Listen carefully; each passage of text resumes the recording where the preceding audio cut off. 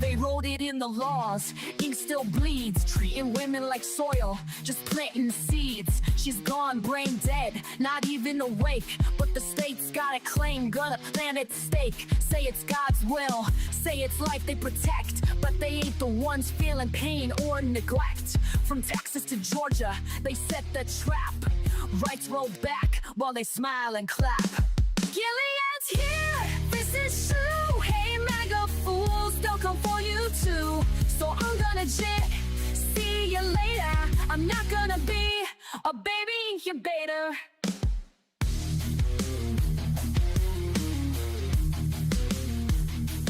This ain't pro-life, it's control and shame. They don't care if she's gone, just playing a game. Keep her hooked to machines, cold and still, just a vessel to them, not a human with will. No consent, no voice, no chance to resist. Just laws in place, written with a clenched fist. Hospitals scared, judges playing God. Bodies ain't temples, just state-owned pods. Gilead's here, this is true. Hey MAGA fools, they'll come for you too. So I'm gonna jet, see you later. I'm not gonna be a baby incubator. Bands in the dark, they don't care who it kills. Sacking courts while they strip out all of your wills. But we'll fight back, march loud, burn bright, cause this ain't the end, it's the start of the fight. Gilead's here, ain't no grace, and those leopards are coming to eat your face. So I'm gonna jet, see you later. I'm not gonna be a baby incubator. Not gonna be a baby incubator. Not gonna be a baby incubator.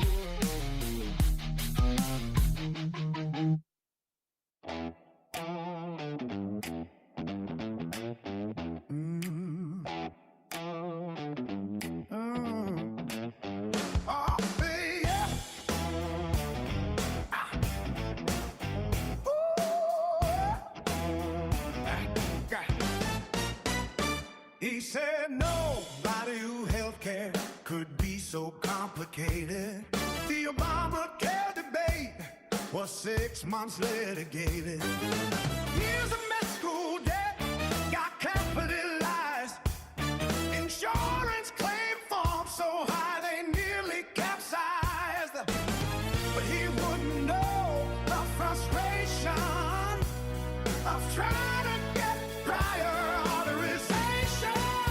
Everybody knew, the whole world knew, the doctors, the lawyers, the CBO crew. Oh, 30,000 pages already reviewed. It wasn't a big secret, we knew.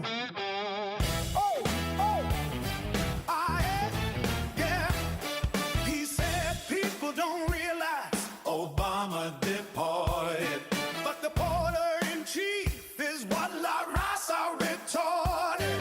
Obama went after the violent folks and felons, drug nabbed the dishwashers and people picking melons. But Obama's argument shows that he's not very bright. If Obama made some wrongs, two wrongs don't make a right.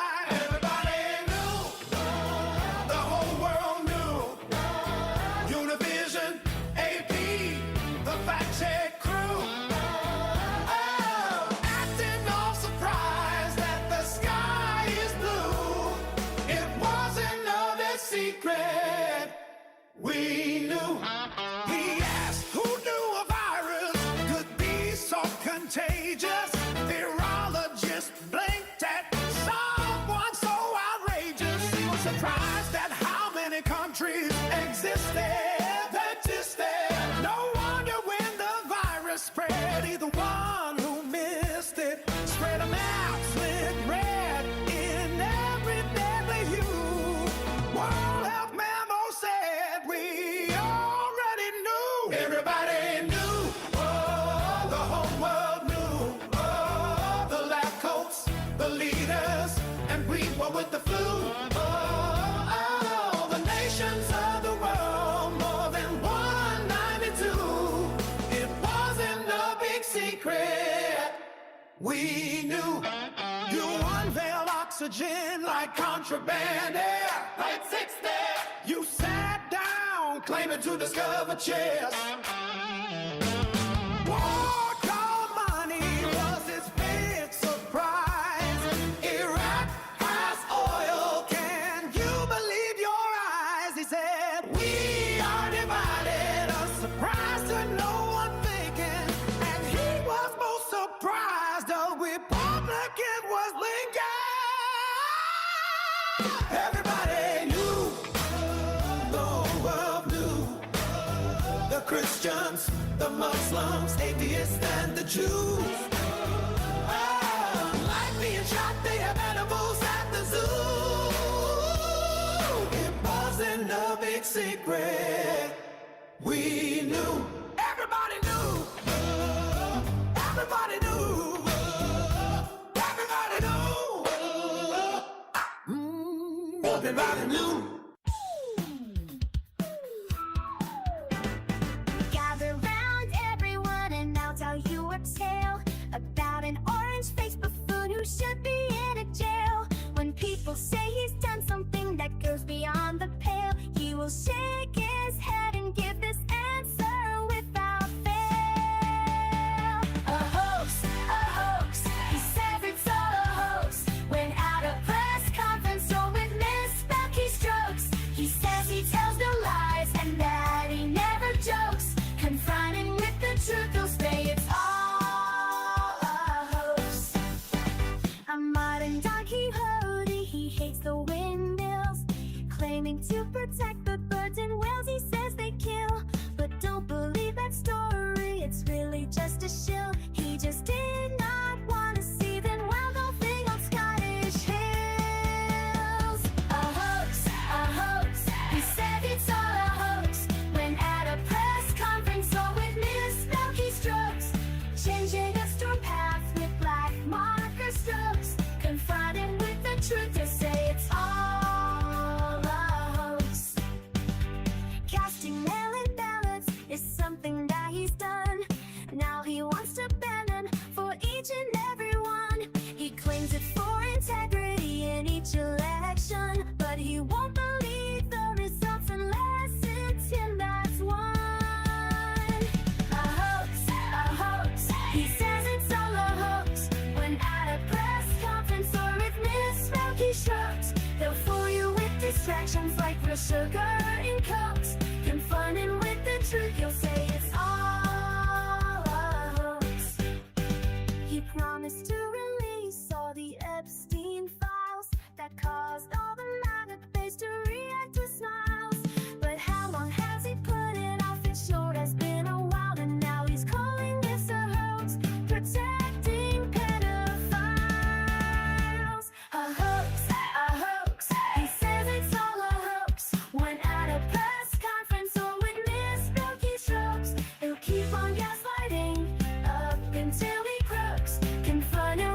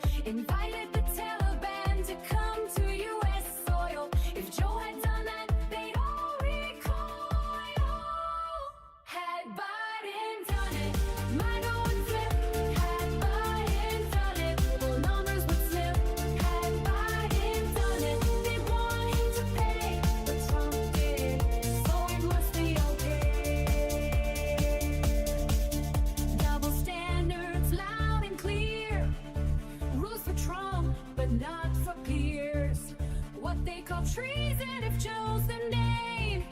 Is patriotism when Donald's to blame? Had Biden done it, I don't flip. Had Biden done it, more numbers would slip. Had Biden done it, they'd shout no way. But Trump did it, so it must be okay.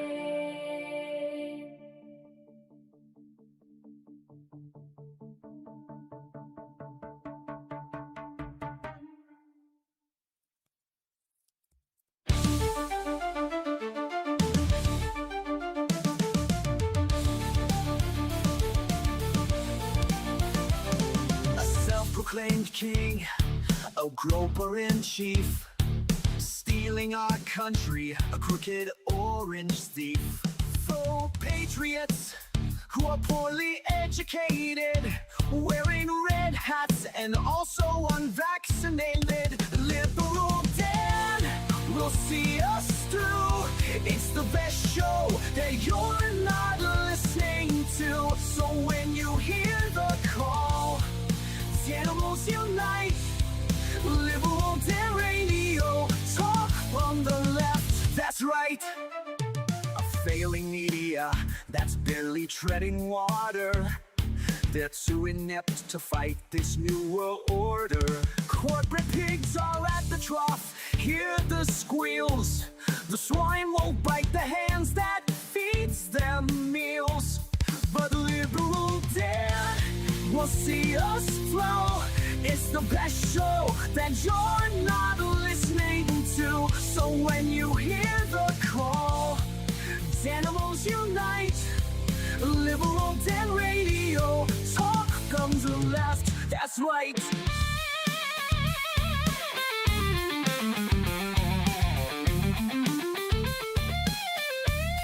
A leftist voice on air, exposing MAGA treason, breaking through their lies with facts, logic, and reason.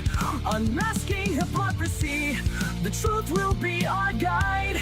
Call out their lies, justice is on our side. 'Cause Liberal Dan will see us through. It's the best show that you're not listening to. So when you hear the call, animals unite. Liberal Dan Radio, talk from the left, that's right.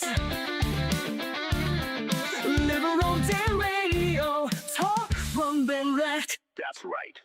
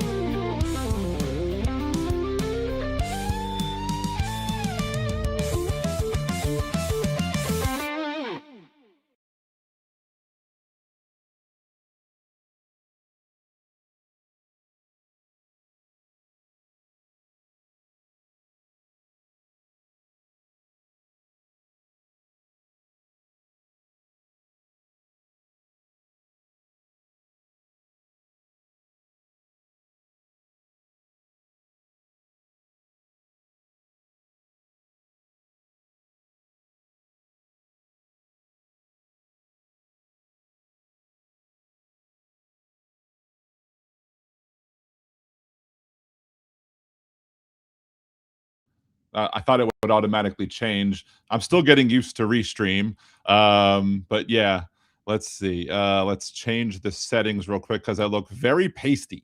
But I don't like how I look. So let's see. Let's see. And I think we want to get rid of enhanced lighting. I think that's better at this point. I mean, I do have a light right above me. It's not great. And something's going on with my hair too. I don't know. It's being ridiculous. But anyway, we're here.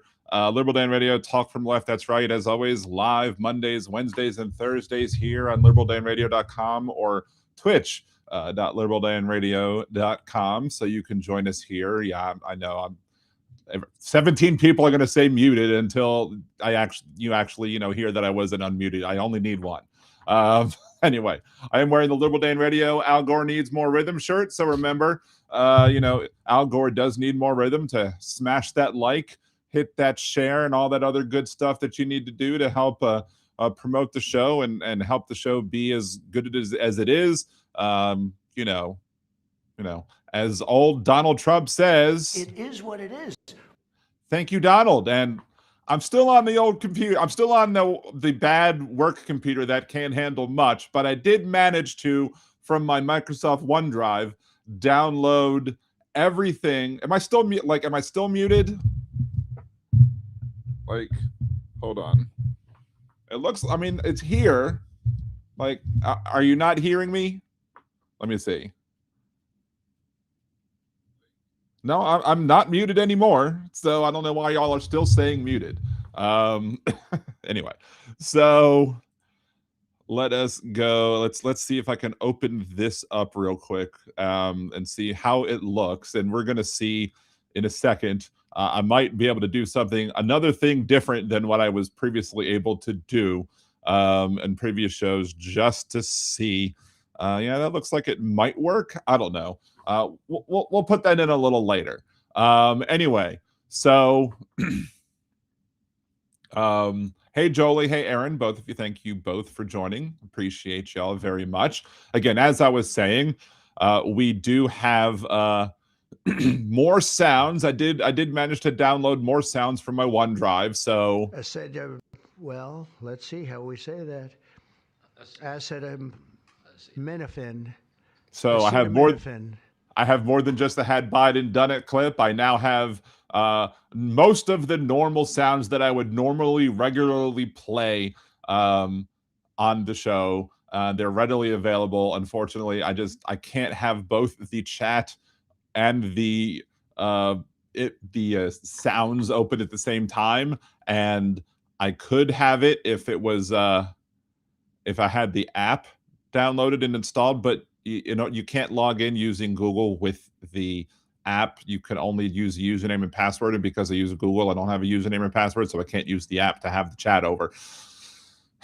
So weird, so crazy. But anyway, shout out everybody who is here joining me on the Wednesday show, the least watched stream of Liberal Dan Radio, Talk from the Left. That's right. What to talk about today? Let's see. I had to make a big decision last night. It wasn't that big of a decision because because my former employer is no longer a thing, and we basically are stuck with having to deal with all of the crap that as it comes with. And one thing I've realized is that I took out a 401k loan while the old job was still in effect. And because I don't have just money to just pay that off right now, I don't have that ability. So now that 401k loan that would have eventually gotten paid off, and I would have been paying myself as I was paying off the loan, it now has to count as a disbursement. So I'm now going to have to pay more taxes because my employer went bankrupt. So regardless of how much money I get back in the bankruptcy as a creditor, I'm still going to have to deal with the fact that I now have to pay more taxes next year because my 401k loan is now considered a disbursement and not a loan, because they have to make these things extra ridiculous. Absolutely ridiculous. It's just drives me batshit crazy. But then I had to figure out how I got a warning letter from Charles Schwab, who held the previous investment or whatever, that I had to basically make a decision on what the funds needed to happen with by June 30th, or else it would be dispersed as the plan says. I don't even know what that means. So I had to basically make sure that my new firm's 401k plan could accept rollover funds and basically start the process of getting that all rolled over. So I had to deal with that today. I had to deal with the fact yesterday that I didn't realize that even though I had up to $660 that could roll over in my not my 401k, in my FSA plan, because had I remained in an FSA plan, it would have rolled over and would have been able to spend on anything. But because no, that's not the case, guess what? I now had to spend that money before July 30th, I think, in order to not lose that funds. Of course, because Cassie stayed in the hospital for a month in April, that was no problem whatsoever. I just had to get the bank account hooked up. So, anyway, there might be some progress that has been made on, getting all the documentation together and maybe making a formal appeal of the denial of the appeal for the ZEP bound as well. I'm not holding my breath on that one. United Healthcare is still a scam. And as I've said many times, I'm not going to sit here and condone what Luigi Mangione did, but I can understand it because they are maddening with all of the ridiculous that United Healthcare has to deal with. And actually, I was somewhere last night. My wife went to Louisiana Tech, and they had a special event here in New Orleans, and Cassie wanted my oldest son, who's going to be a senior next year, to go and kind of learn a little bit about it. And he was falling asleep half the time, so it really was a waste of time. But I was sitting there talking to his godmothers, who also both went to Tech, and they had one of their, I think, relatives and her son with them. She works for Optum, which is under United Healthcare. So she got to hear me bitching about her employer, but then she offered to maybe try and help get somebody involved. And I'm like, well, no one's been involved yet, and nobody has taken the responsibility and taken the onus on trying to get me the aid that I need to be able to get this medicine that has helped me lose over 160 pounds. Now, fortunately, I haven't gained any of the weight back currently, but I mean, I still have 2 pens left, though, but I've been spreading out their use to kind of try and keep it as long as possible. So anyway, it's absolutely ridiculous, and I'm just dealing with this just sucks. But, again, as old Donald Trump says, It is what it is. thank you, Donald. So anyway, let's start. Oh, that was a little voice crack. Let's start chatting now, since, giving enough people time to trickle in here. And again, if you want to support the show, remember to like, share, subscribe. Go on the YouTube channel and make sure to, comment on videos that you like, share videos that you like, and, share them to your other social media channels, and basically say, hey, here's a guy, we're trying to help this show grow. Go give him a subscribe, give him a like, listen to the music, go listen to the parody playlist. A bunch of songs are up there, including the videos for them. Because again, Al Gore needs more rhythm. So, and thank you everybody who's continuously hitting the likes and everything, the heart button on the mobile app. I appreciate that as well. Jolie, I have a Luigi Mangione Christmas ornament. No reason. That's hilarious. This is the one thing that I like about Restream, is the fact that I can show these comments over there. I can show the comments right here. It's a different hand than I use for the other one. For some reason, I have to be backwards on using my new VCam or whatever. But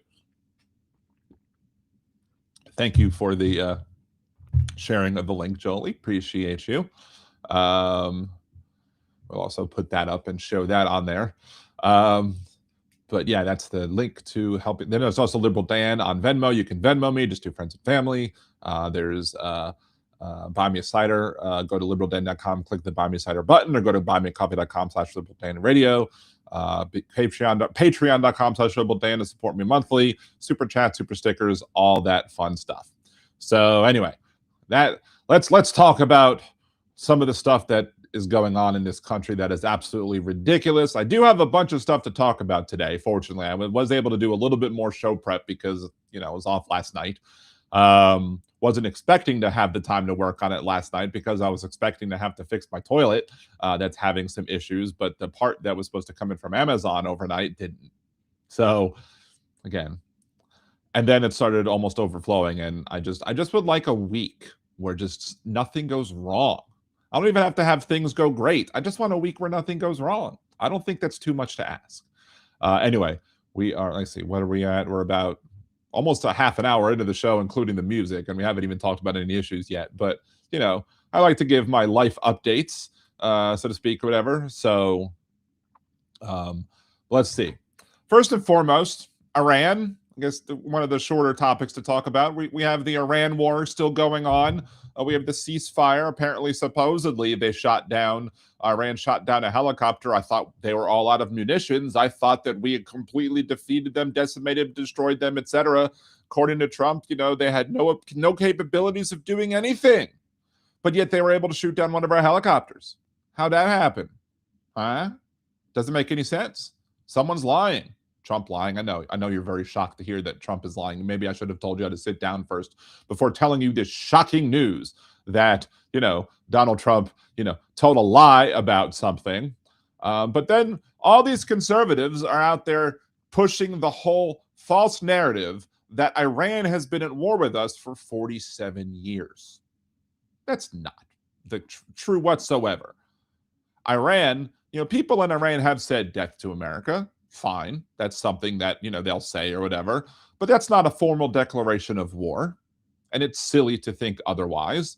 And the only reason that Donald Trump, MAGA folks, and the other conservative pundits who are, licking his boots are saying this, that we're at war. The only reason I can think of as to why they would lie about that is to basically get around the whole idea that this is a new war. Because, it's not a new war if we've been at war with them for 47 years, except we haven't been at war with them for 47 years. Stop being stupid. Of course, again, Donald Trump did say he loved the poorly educated after the 2016 Nevada primary, so he's going to expect that his people are going to follow him and believe him and listen to anything that him and his pundits say. Then again, Donald Trump said, even though he promised in the campaign trail that he wasn't going to get us involved into any new wars, he promised that. Is he delivering on that? No. But now he's lying about that too and saying that he didn't promise that. So why do they need to make up the fact that the idea, not the fact, but the idea that we have been at war with Iran for 47 years if Donald Trump is now saying that he never made that campaign promise in the first place? They can't even keep their lies straight at this point as well. Oh, it's Steve from across the pond. I hadn't noticed him here, but I can play. If it's no Scottish, it's crap. Come on. Why did it not play? It's crap. Come on, let's do it one more time. I don't know. Maybe y'all heard it 3 times. I'd only heard it once and only half of it. So let's see. If Donald had a nose like Pinocchio's, his snout would be passing Pluto. That's a pretty good line. I like it. Also, speaking of the gaslighting, that, at the end of the show, he'll keep on gaslighting up until he croaks, which natural causes can't happen soon enough. We all saw that Donald Trump was booed at the NBA Finals. And of course, I would play the audio of him being booed. But again, this laptop sucks. So, but that hasn't stopped, again, the gaslighting by him and the other people on the right, the pundits like Hannity, like everybody else. Right-wing outlets like Fox News highlighted the pockets of cheering and patriotic chanting, framing his appearance as a massive crowd reaction that differed significantly from the actual reception that he got. Donald Trump also downplayed the jeers, saying after the game to reporters that the reception was amazing. It was mostly cheers and very enthusiastic. I love the reaction I got. It was all boos. Of course, he also fell asleep in the middle of it. And again, he couldn't go to his own son's wedding, but he could go to a basketball game. That shows you exactly how much he feels about his children, at least his male ones. We all know how he thinks about Ivanka, right? And they were saying, they were screaming USA, and instead of boo, it was USA. The only way that people would be shouting USA to Trump in that arena is if the U stood for you, as in YOU, and the SA stood for sexual abuser.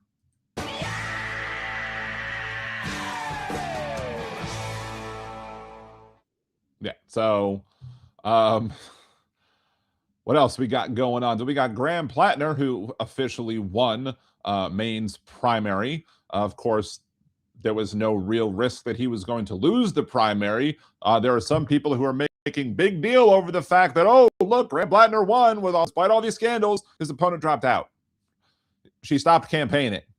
So the idea that he was going to lose the primary is silly. It's just whether they're able to win the general election. And again, as we've talked about here on Liberal Dan Radio, that's right. I believe victims may say that they were victimized. I'm not going to sit here and doubt them. I'm going to be critical of his tattoo, just like I'm critical of Pete Kegsbreath's tattoo. And I will be critical of his past actions that he's been accused of. And until, shown otherwise, I'm going to take their words, and believe them. That being said, everything that Plattner has been accused of is far, far better. And everything that Trump has been accused of is far worse than what Plattner has done. So for any conservatives to come out and be like, oh, well, Plattner, that's your guy. No, your guy has done so much worse that I don't want to hear it.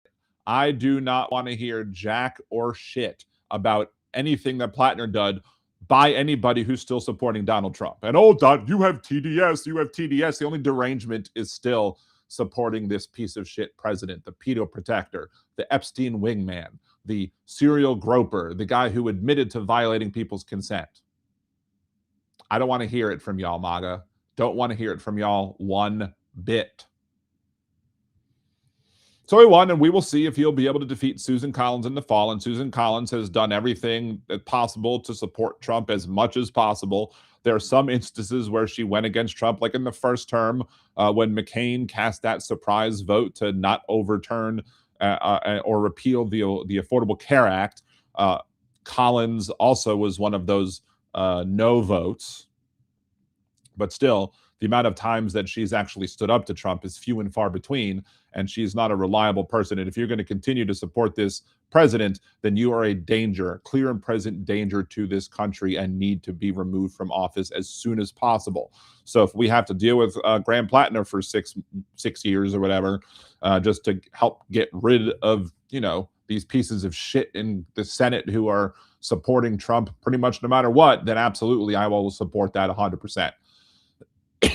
So, and again, I'm sure I heard some of his speech. Some of his speech was fine. It was great, but that doesn't excuse what he's been accused of, both his tattoo and, the fact that exes have accused him of, being violent with them, being forceful and pushy with them, etc. So, and again, we're going to believe victims here on Liberal Dan Radio, talk from the left. That's right. But we're going to, hold our own side accountable. But we're also going to sit here and going to mock, ridicule, and condemn folks who have the gall to talk ill of Graham Plattner while still supporting Donald Trump. That's the thing. That's the most important thing there. If it was any other situation, then fine, maybe we could deal with it. But this is the life and death of this country, and we cannot allow the GOP to gain any more power, and we must force the GOP to lose the power. So if that means we have to support somebody who did some questionable acts in the past that I have criticized, fine, we will do that. Just like in Louisiana, we had to vote for the crook. The slogan for Edwin Edwards when he ran for governor against David Duke was vote for the crook. It's important because the person he was running against was David Duke, the Klansman, the former Grand Wizard of the KKK. So in any other election, should people have not voted for the crook? Abso-frickin-lutely. But in that particular case, it was important to vote for the crook. So in this election in Maine, it's also important to vote for whatever it is that Plattner did, because what Trump has done is much worse, and giving Trump more power just enables that ridiculousness.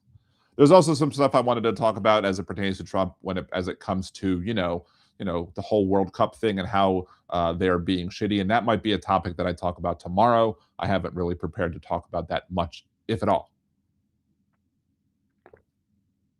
So, Christina says, all adult behavior that he did while he was in the service.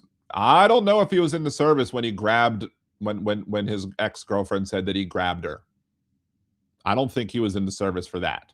That's the most important thing. I mean, look, I'm going to be critical of Pete Kegsbreath's tattoo. I'm also going to be critical of Plattner's tattoo, at least the former tattoo before he had it altered. Because I'm not going to put something on my skin that I don't know what it is. It's ridiculous. And if I don't know what it is, I'm going to learn what it is, and I'm going to get it removed immediately and not, years later.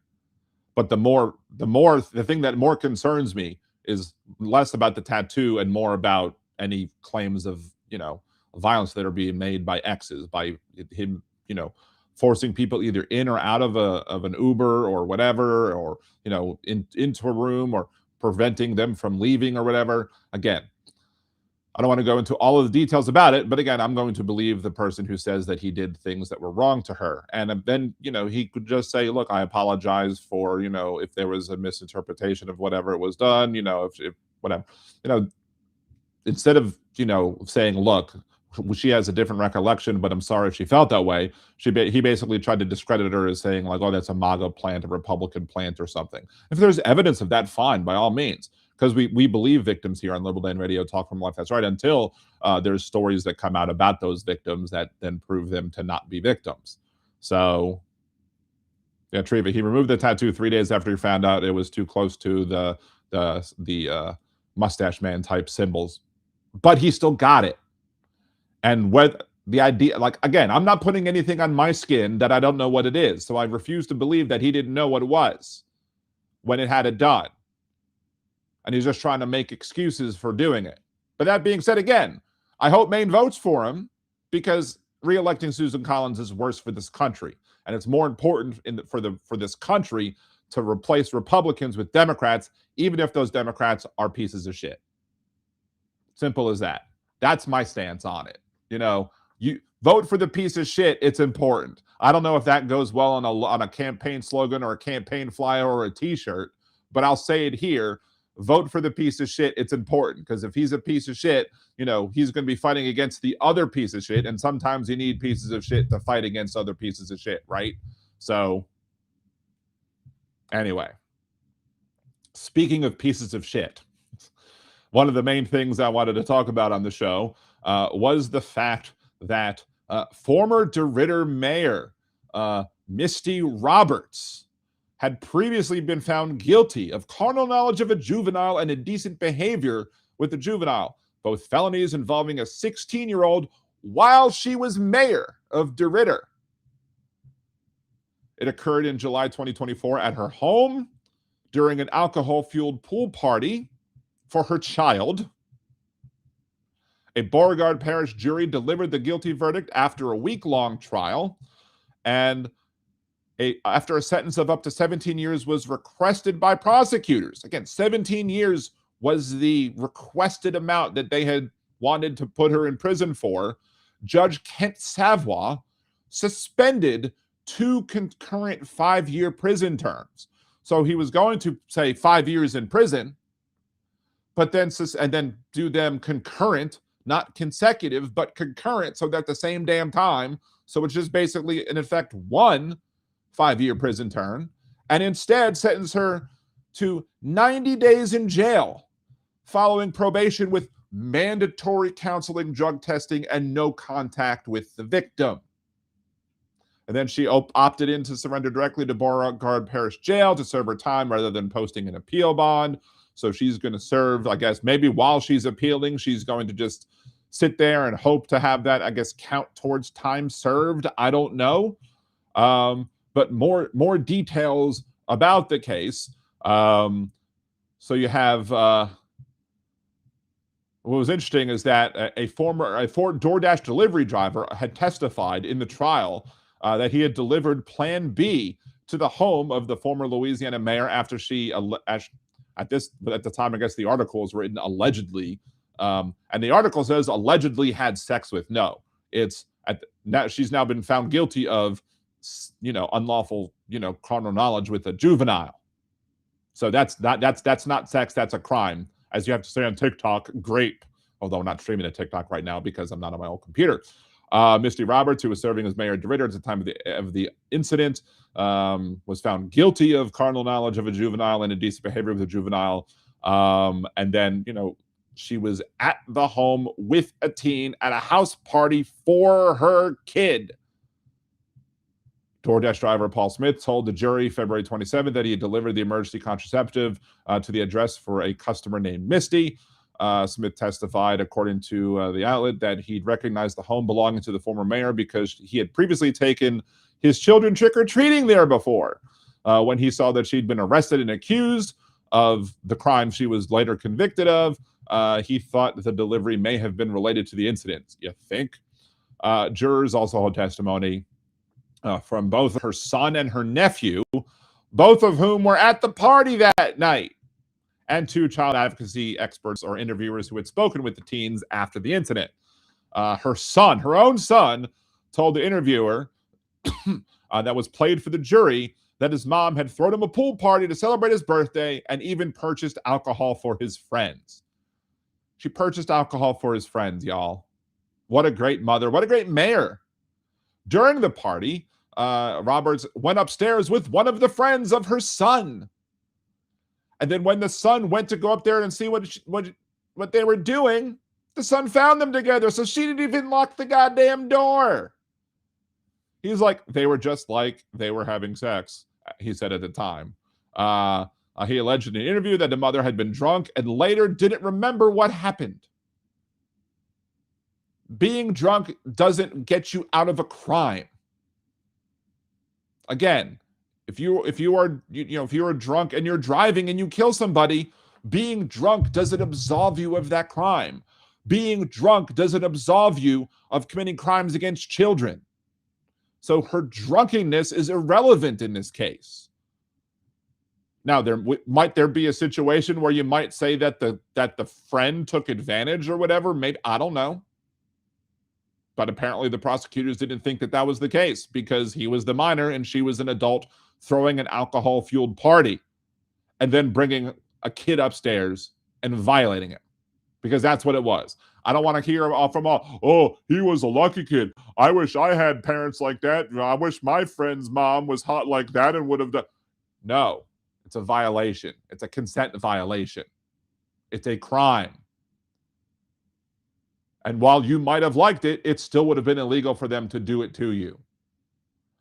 Text messages read in court also showed that her son texted her during the evening, telling her behavior was crazy and was upsetting his sister.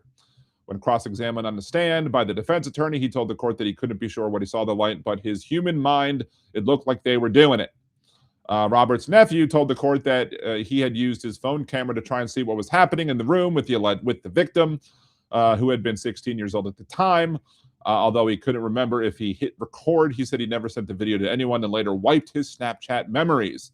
When questioned by the defense, he said he'd wiped the Snapchat history because he didn't want investigators to see him and his friends participating in underage drinking. Reasonable. Court also heard that text messages that Roberts and her nephew had sent to one another, which he told her that he'd always support her. Roberts said that shouldn't have happened.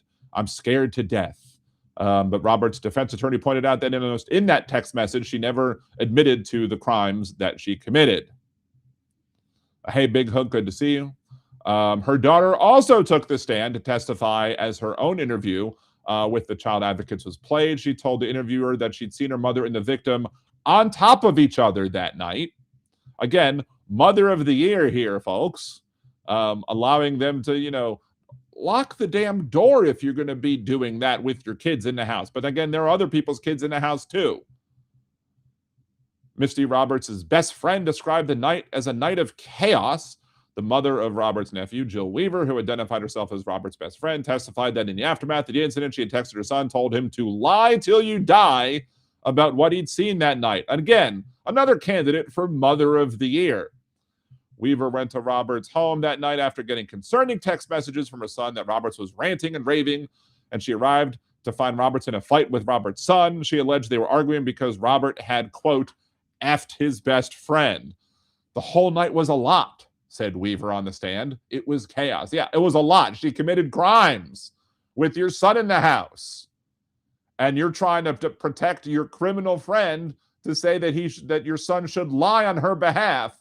What a great example you're setting for your kids there here in Louisiana. At one point, Weaver testified Roberts threatened to harm herself after finding a weapon in the home. They unloaded it. They put it in the vehicle so Roberts didn't have access to it. And Weaver said she told the teens to not talk about what happened that night. After an investigation into the night was launched, Roberts turned herself in on August 1st, 2024, was initially arrested on charges of third-degree grape, as you have to say on social media, I guess, contributing to the delinquency of juveniles, according to an earlier statement by the Louisiana State Police. Although the initial trial had begun, the original indictment was thrown out and a mistrial was declared before Roberts was reindicted on the current charges that she was then found guilty of.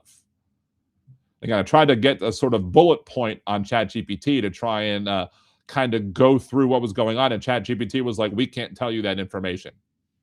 What? Apparently, you can't get information on factual news stories on ChatGPT, or else it triggers some sort of moderation thing because it involved sex crimes with kids. So, but anyway, so just to go over this month or today, the judge sentenced her to 90 days in jail, a $5,000 fine. She has to register as a sex offender. She needs drug and alcohol monitoring. She has to get psychological and psychiatric treatments. And her suspended prison sentences and probation, meaning additional incarceration, would occur if she violates the conditions of her very, very lenient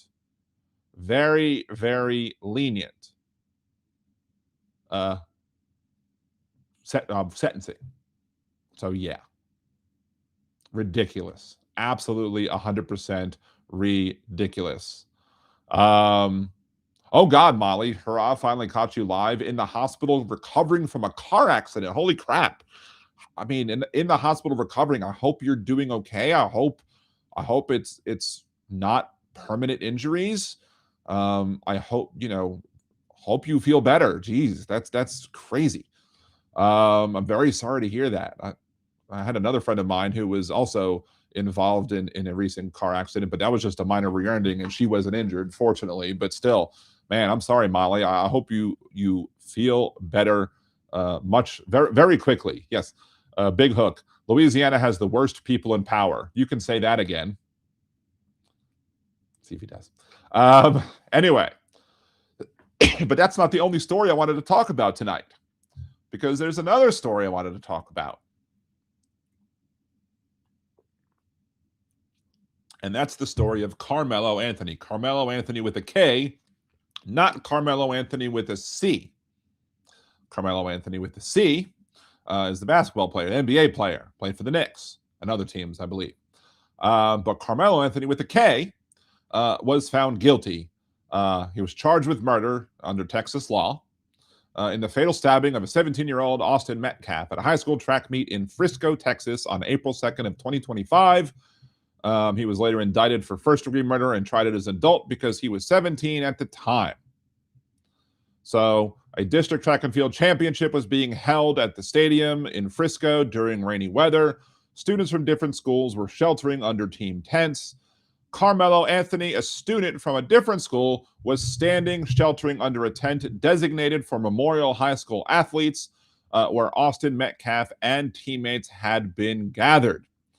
Witnesses testified that Austin Metcalf and others asked Anthony to leave the tent because it was, quote, their team's section. According to trial testimony, an argument followed. Prosecutors said Anthony became confrontational, while the defense argued that Anthony felt threatened and cornered. So two different stories. Was he threatened and cornered, or was he becoming confrontational? Or was he confrontational because he was threatened and cornered and as such had to be confrontational, right? Testimony and video evidence showed some physical contact and pushing during the dispute. The defense argued this contact made Anthony fear for his safety and justified self-defense. Prosecutors argued that the response was disproportionate. Again, this is Texas prosecutors with Karmelo Anthony, who at the time was 17 years old and is also a black male. Prosecutors said Anthony pulled out a knife and stabbed Austin Metcalf once in the chest. Witnesses testified that the stabbing happened quickly during the confrontation, and a blood-stained folding knife was then recovered. Austin Metcalf collapsed after the stabbing and later died from the wound. Anthony remained at the scene and admitted he'd done it while claiming he acted in self-defense, which is typically legal to do in the state of Texas. But as we dealt with in Florida as well, when conservatives have so-called stand your ground or self-defense laws, those laws are only for white people. I believe her name was Marissa Alexander, who fired a warning shot at her abusive husband to try and get the husband to stay away from her and not abuse her. This is Florida, not Texas, but still, similar types of situations in the fact that they both have similar sets of laws. And she was charged and found guilty of a crime in the same state where George Zimmerman was found not guilty because he was claiming that he was defending himself and felt threatened and had to, even though he's the one that started the confrontation with Trayvon Martin. More on that in a little bit. Again, police reported he said variations of "I did it," and that he was protecting himself with if you're going to talk to police, which you shouldn't, without an attorney present, because as we've seen via Salinas versus Texas, the ridiculous ruling that was authored by Justice Alito, the worst Supreme Court justice in the history of the Supreme Court, if you're not under arrest, and so they don't have to Mirandize you, you have to invoke your right to remain silent to not have your silence used against you. Stupid. But again, you should always speak to, and it has to speak to an attorney before you have any sort of conversations with the police, especially if it's involving a crime that they're alleging that you did, or that crime that you did do, or that you something that might be called a crime, except for circumstances that might make it self-defense. Anthony pled not guilty and argued self-defense, saying he feared harm after being physically confronted and touched during the argument. Prosecutors argued that the stabbing was not legally justified self-defense and described it as unnecessary escalation to deadly force. Now, question to y'all. Question to y'all. Do you think that if the roles were reversed and if it was a white person who stabbed a black person, do you believe at all that they would have denied him the ability to say that it was self-defense? Or would they have not even brought him to trial and just said this was self-defense? Remember, this is a state, the state of Texas. You had Joe Horn. Again, Joe Horn, not the former Saints player Joe Horn, but another individual, a white person who was in his own home and was watching his neighbor's home get robbed, and he shot someone leaving the home with stolen goods. And the Texas prosecutors refused to go after him, saying that it was perfectly fine for him to use deadly force to stop people from stealing somebody else's property. Now, in most of these conservative states, and I don't disagree with this law, if somebody's breaking into your own home and you're there, you have the right to use deadly force because you don't know.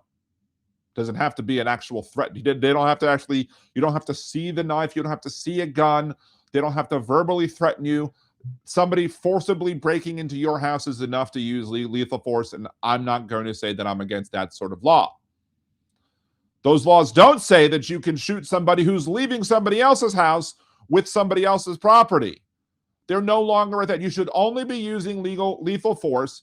Lethal force should only be considered to be legal if there is an imminent threat to yourself or to other people. There was no imminent threat there with Joe Horn, but Texas prosecutors didn't go after him. He wasn't found guilty of any sort of crime. That was justified. Shooting somebody in the back as they were leaving with somebody's TV was justified, but a confrontation that was physical, where a young black man, and I'll call him a young black man because even though he was 17, he was tried as an adult, so therefore he's a young black man. Young black man will never get to claim self-defense in Texas. Young black man will never get to claim self-defense in Florida, in these conservative states, because self-defense is only for white people, apparently. So on June 9th, Collin County jury found him guilty of murder in the fatal stabbing of Austin Metcalf. The jury rejected the self-defense claim. He was sentenced to 35 years in prison under Texas law because he was a juvenile at the time. He is eligible for parole after serving part of the sentence. Multiple reports indicate he may be eligible after serving half the sentence, roughly 17 and a half years, although parole is not automatic and depends on parole board decisions. But again, conservative state, conservative folks. Let's go back to George Zimmerman. George Zimmerman saw Trayvon Martin walking through his neighborhood, or a neighborhood that he was in, with a hoodie. It was Trayvon Martin's family. It was a house that he had every right to be in and every right to be walking to. He went and got Skittles and iced tea, I think. George Zimmerman called 911 and said, I'm going to follow. And the 911 said, we don't need you to do that. That's what the 911 operator said. We don't need you to do that. But he did it anyway. He put himself in a situation where he was going after and following a kid. If somebody was following you, some weirdo was following you through your neighborhood, wouldn't you feel threatened? And first he started running, and then George Zimmerman went after him. And then Trayvon Martin decided to defend himself. But he was never given the opportunity to say, I was defending myself, because George Zimmerman took him out and killed him after getting into a fight that he was losing, which I said set a dangerous precedent at the time. And if you go to liberaldan.com, I think there is I've written a blog post from way back then that actually says if I was the prosecutor, how I would have closed that case, the closing argument that I would have made to that jury. But I feel this is a case where the prosecutors bungled it clearly, because this should have been a case. If Trayvon Martin was, alive, he should have been the one who was claiming self-defense. He wouldn't have been allowed to claim self-defense, because again, self-defense and or stand your ground laws are only for white people. They're not for black people. Tim, not all Zimmermans are bad. Yeah, it really annoys the shit out of me when people are like, oh, do you know George? Yeah, fuck off. No. And if I did, I would disown him as a family member. I would not acknowledge him at all. But fortunately, he's not a family member. He just happens to share a last name with me. Kyle Rittenhouse claimed self-defense when he murdered Rosenbaum. People want to say, "Oh, Rosenbaum was a criminal beforehand." Rittenhouse didn't know that. On the stand, he was there. They said the conservatives trying to defend this guy, trying to defend Kyle Rittenhouse, was like, "Oh, he heard a gunshot. So how did he know that the person, that Rosenbaum, who was coming after him, wasn't the one with the gun?" Well, on the stand, Kyle Rittenhouse admitted that he knew that the person who fired the gun wasn't Rosenbaum. He knew that Rosenbaum wasn't armed. And Rosenbaum just reached for the barrel of the gun to try and deflect it. But not only did Rittenhouse put one round in him, he put several rounds in him and murdered him. And then he shot two more people.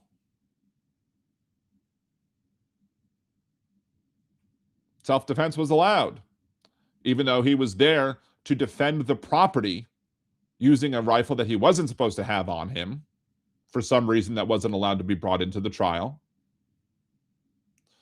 Kyle Rittenhouse was shown on video before the events that took place, sitting in a car in front of a Target, watching the Target get looted. And he is on audio. You have audio of Kyle Rittenhouse saying that if he had his gun with him, he would shoot them, which to me shows that he is bloodthirsty, which to me shows that he has malicious will, which to me showed that he had every intent to kill people with his gun. But, fortunately for those people leaving that store, which, he shouldn't have been robbing the store, but still, fortunately for those people, he didn't have his gun at the time. And again, under the law, you're not allowed, under Wisconsin state law, you're not allowed to defend somebody else's property with lethal force unless you have certain circumstances. Like, you can defend your own property. If you're employed as a security guard, you could defend that property. And I think if you're related to the person, you can defend the property. Like, it has to be direct relation. Like, maybe like your father who's elderly or something owns the property, and you're helping them out because that's your dad or whatever. You can then defend the property, and you can then use deadly force. But on any other circumstance, like Kyle Rittenhouse did not have the legal right to defend that property with lethal force. Now, he was off that property when the lethal force took place, but still, he was not there legally. He was not there doing legal actions, in my opinion. Obviously, the prosecutor purposely flubbed the case. In my opinion, the prosecutor purposely did a bad job. He did a song and a dance and did enough to make it so that he was able to say, oh, I tried my hardest. But in reality, I think he purposely flubbed the case because probably in the back of his mind, he probably didn't think that Rittenhouse was guilty of any crimes, even though he should have been found guilty of crimes. But he didn't think it was, but he would probably look bad as a prosecutor if he didn't go through the motions. But again, conservatives love to make arguments in defense of Kyle Rittenhouse and his criminal behavior and his killing of other people and shooting of other people. Just as conservatives made excuses for George Zimmerman. Just as conservatives made excuses for Derek Chauvin after he killed George Floyd by having his knee on the neck for 9.5 minutes or whatever. They made excuses for that too. Even though he pled guilty to the federal charges after being found guilty of the state charges. And even that sentence was light. But conservatives make excuses for that. George Zimmerman, not black. Kyle Rittenhouse, not black. Derek Chauvin, not black. Karmelo Anthony, black. Not a coincidence that conservatives are having the back of those three people, two of them who killed black people, one of them who were killing people who were protesting the maltreatment of black people, but all of them non-black themselves. George Zimmerman, Hispanic, but that's a ethnicity, not a race. And of course, Rittenhouse, pasty white. Derek Chauvin, also white. Karmelo Anthony, black. And you will not be able to convince me that if the roles were reversed, and again, if Karmelo Anthony was the white kid, and Austin Metcalf was the black kid, and had in that same circumstances happened, I guarantee you the police would have said, we're not charging him. Prosecution would have said, we're not charging him. And even if they did, he would have been found not guilty in the Texas court of law. Because Texas is one of those many states, the conservative states, that support Trump and support white supremacy. And again, self-defense is only for white people. Self-defense is not for black people. And again, atrocious at every game. Exactly. Trump could only pardon the federal convictions. Then again, laws were optional for him to. So who knows? That is an interesting thing. Like, I'm wondering, I am absolutely wondering if Donald Trump would try to pardon somebody of a state crime. What would happen then? What would happen if Donald Trump tried that? When we all know what should happen, the states would be like, nope, sorry, you can't do it. He's going to be locked up. And then Trump would say, nope, I'm pardoning him. And then it would go through the courts. How would the Supreme Court rule? I know at least 4 people on that court would probably say, fine, the Constitution gives him the right to pardon and doesn't specify only for federal crimes, so therefore it's for all crimes. I guarantee you that's what would happen. At least 4 of them. Would Roberts and Kavanaugh also come along for the ride and say, hey, 6-3, now presidents can pardon people for state crimes as well as federal crimes? I mean, Trump thinks he's a king. He can do whatever the fuck he wants to, and the Supreme Court seems to support him almost every chance they can. In fact, Trump's claim of kingdomness or kingliness or whatever was posted again to the official White House, where he said he's the king of New York on the official White House Facebook page. This is why we have no King's Marches. Conservatives are confused as to why we have no King's Marches because Trump's not a king. But he calls himself a king all the live long day. His own official social media channels, for not personal, but for the government, calls him king. Can you imagine what would have happened if President Biden called himself king? Had Biden done it, MAGA would flip.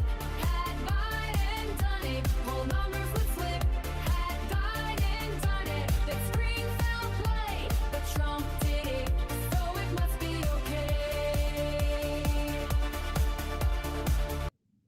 Atrocious at every game was not ready. You should always be ready, atrocious at every game.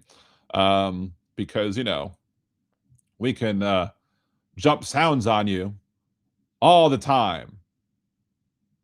I'm trying to make that more dirty so I can play the... Oh my.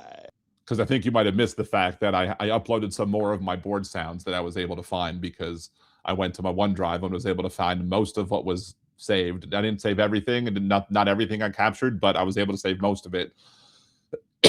So it is there. It's just I just had to pull it down to this new computer, then upload it to Restream. So imagine if Biden had tried to make us this joke more dirty. Had Biden done it, MAGA would flip.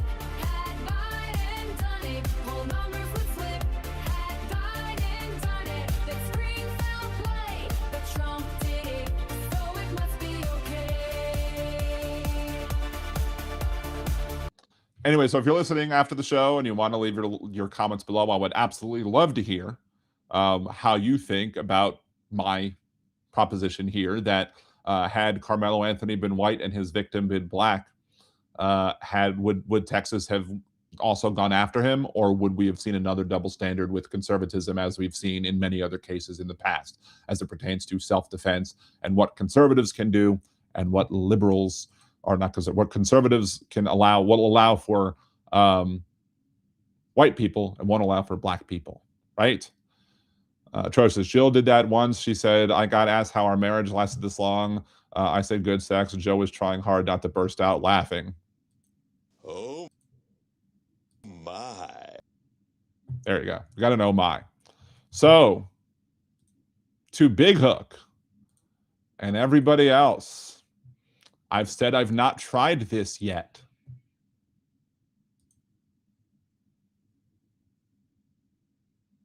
Oh, hold on. I need to choose which screen it is. Also share system audio. There you go. Call in 562-LIBDAN1, 562-LIBDAN1, 562-542-3261. We are going to see if this works. We are going to see if we can get this to work. And if it does, awesome. Yay, we got it to work. If not, then whatever. Let's see. I might have to move my windows around or whatever to try and, I don't know, that's not being great. Trying to get this to be more visible. Maybe put this, I don't know. I'm shifting around. It's not working great. Maybe this. Maybe that's what I want. There you go. That works. Again, Liberal Dan, 562-LIBDAN1 done. 562-LIBDAN, 562-542-3261. The only unfortunate thing is you'll have to hear the phone ring.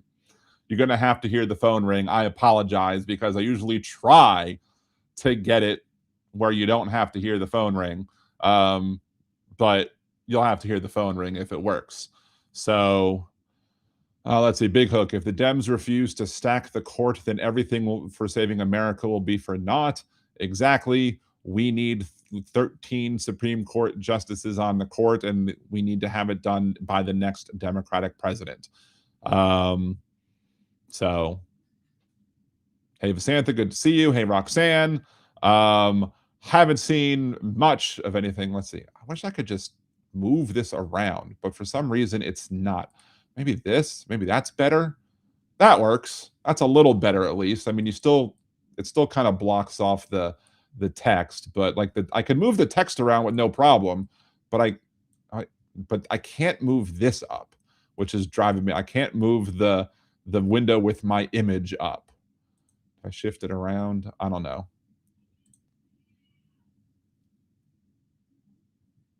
Still can't do it that way. I don't know. Can I lower? Can I make it? Oh, there you go. I can make it a little smaller. Make it, don't want to make it too small because then you won't be satisfied. Oh my. Anyway, yeah, I'm trusted every game. He doesn't even have to need to pressure Thomas Lee to retire. He could just add 10 fascist right-wing justices in their 40s. I mean, he would need the Congress to do that, and then he would need this, which is why we need to take control of the House and the Senate. Hey, it's Big Hook. Look at that. Oh, shit. Hold on. Allow while visiting the site. Let's see. Big Hook. To accept. All right, so here's the big test, Big Hook. Can everybody hear you? Can you hear me? I can hear you, so if you can hear me, then maybe we have some working channel of connection. How about the people on the chat? Let me know in the chat right now. Do you hear Big Hook? Yes or no? If you have, then we've added another thing back to the show on this shitty computer. Seems like Atrocious at Every Game says, "What's up, Big Hook?" I'm just waiting for the yes, we hear Big Hook, and then we'll be celebratory and we'll be able to, say, yay, Atrocious at Every Game. We can hear both loud and clear. So there you go. I figured out how to make sure, because I didn't want to have the Google Voice screen over my laptop, to be able to share the laptop, because I didn't want everybody seeing your phone number, and then you'd be getting phone calls from random people. So I figured I have the image on the screen down below, I have the other screen up high, and so no one's going to be able to see it. And now we have phones. Yay. Somewhat semblance of normalcy. So anyway, how have you been, Big Hook? It's good to finally talk to you after all this shit that's been going on. Yeah, well, I hope you can get that computer fixed. It would certainly make your life as well as ours a little easier. Yeah, no, I've been okay. I'm just really concerned about all the stuff that's going on lately, especially the part where Doge has gone in and basically collected all the Social Security records and whatnot. Because now they're saying, oh, we're going to apparently the scheme is that they're going to declare a whole bunch of people dead. They're going to eliminate or confiscate their bank accounts and everything else to prevent these people from voting. And what they're also doing is I think I heard this today. What I've also heard is that they're going to try and say that the post office will not deliver ballots in any state that doesn't turn over the voter records. I know, and that's just it. He's going to fucking jerry-rig this thing to the hilt. And, for the guy that claims, oh, the elections are rigged, he's the one that's doing all the rigging. It's ridiculous. I don't know what to say anymore. These people are evil, they don't believe, they don't believe in the First Amendment. They don't believe in, the only amendment that apparently they believe in is pleading the Fifth, and that's it. Otherwise, everything else is fair game, and they only believe in the Second Amendment for white people. If black people try and use their gun rights, they loved stop and frisk laws when it came to, taking guns away from black people. But when a white person, open carries, it's no problem. This is constitutional carry. But a black person carries a gun down the street and, they get pulled over by the cops and forced to the ground because, scary black man with gun. So. Yeah, I know. And that's just it. As I was saying in the comments, I said, good luck to any black person who tries to use self-defense as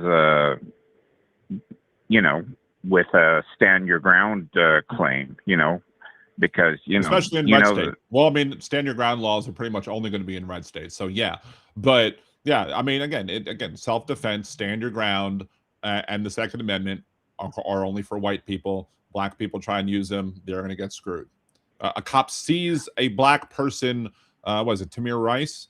Tamir Rice was the one that was murdered by a cop because he had a toy gun in the middle of the park.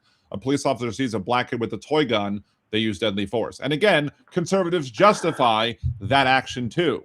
Another one I'm sure we could throw in tons and tons of cases where, if the roles were reversed, it would be a completely different story.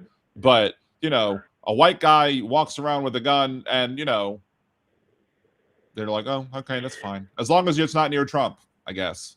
Yeah, especially with the open carry crap that they all insist that they have. That's the thing. It's just insanity. And then their other defense. The only thing that can stop a bad guy with a gun is a good guy with a gun. So if we all have guns, we can shoot, and somehow miraculously nobody else will. Let me see if I get it right. An armed society is a polite society. I haven't seen a polite MAGA once. So fuck that. Yeah. No kidding. No kidding. Yeah. I will say, I'm going to make a recommendation. There's a new creator there who just appeared in the last 6 months. His name is Lucas Bean.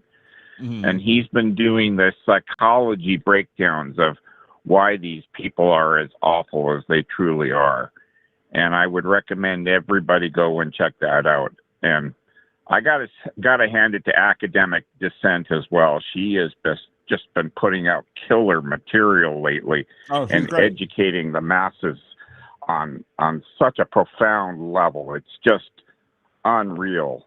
It's unreal, the stuff that she keeps putting out. And she's putting out literally like 3 to 4 videos a day.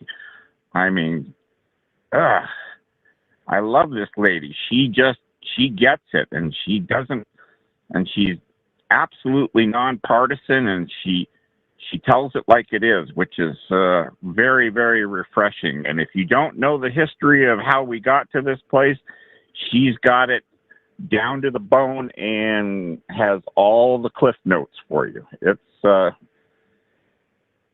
It's wonderful in that sense. But that's the question that I have now, though, is that at what point in time do they decide, okay, you know what, we have to censor the internet now and YouTube and all the other things?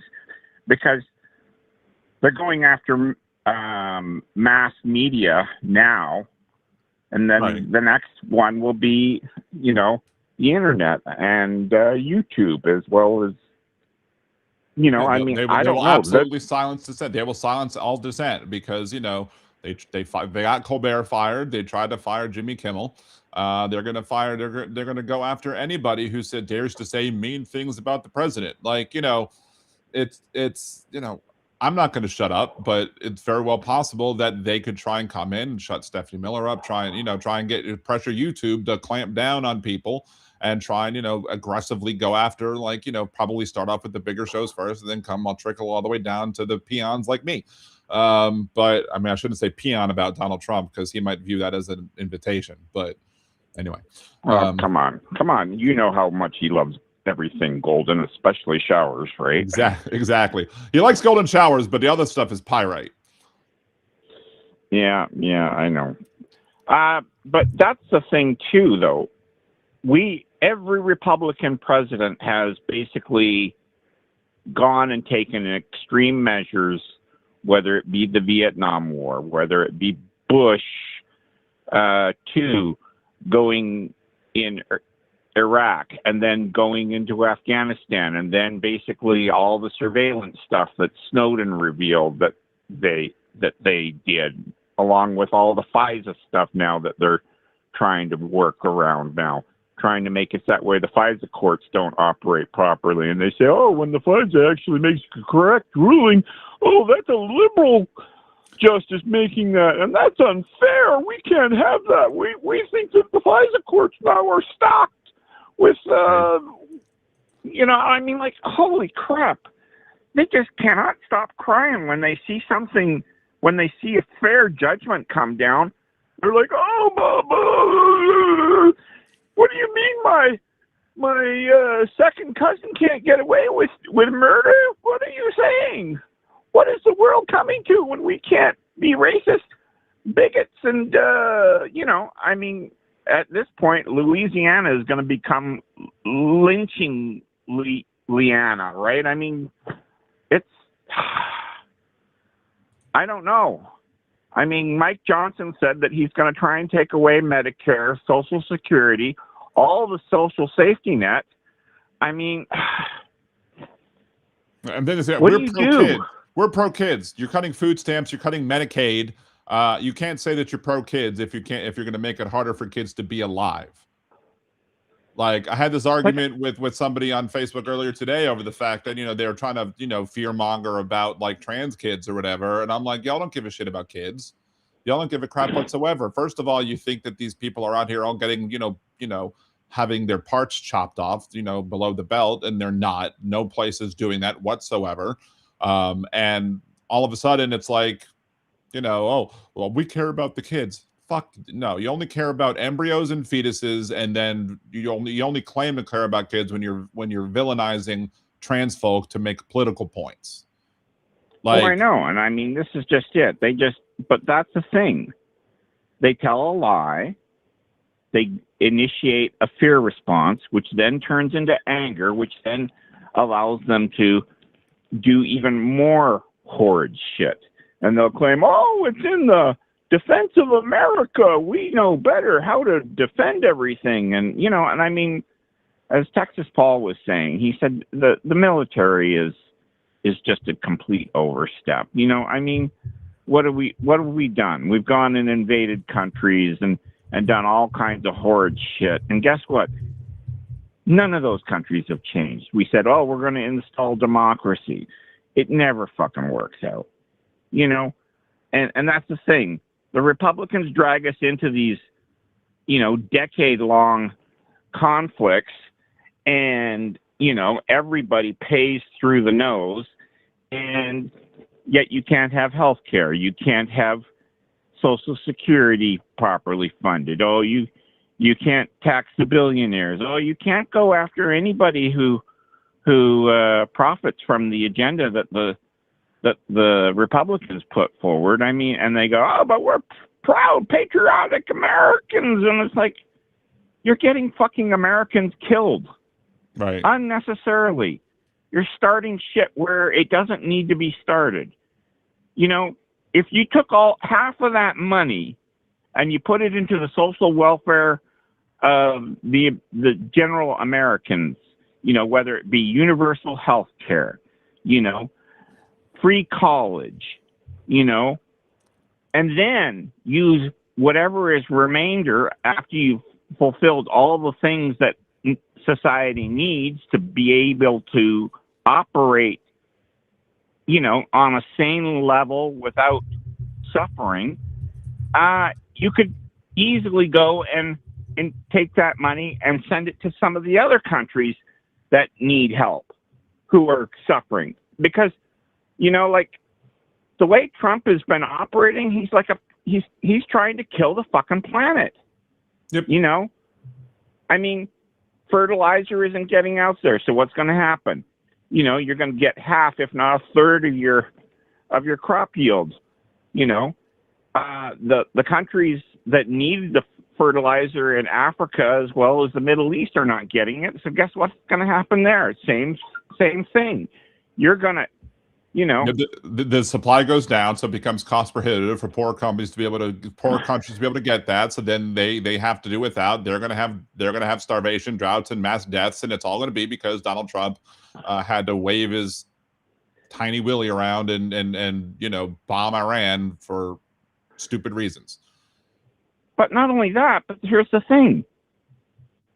Your saving grace has been that you had a strategic national oil reserve, which allowed him to supplement things. And guess what? Estimates are you're just 3 weeks away now from completely emptying that to be able to make up for the shortfall, because you guys consume far more gas than you actually produce, you know, and that's just it, you know. Is that true? I thought we were at the point where we were exporting more than we were importing, but maybe it's just maybe it's just oil and not the gasoline. Maybe because we want to increase refining capability. Well, as you might be right about that. As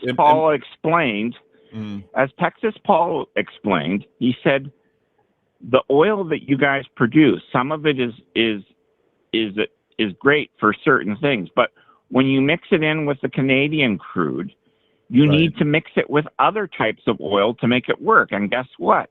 That's what's being held up in the Strait of Hormuz, is that other type of oil that is necessary to be mixed, so that way you can get all the full benefit of what oil can provide, you know, whether it be for plastics or any of the other things, or for making fertilizer, for you know, I mean, there are so many endpoints, and that's the thing.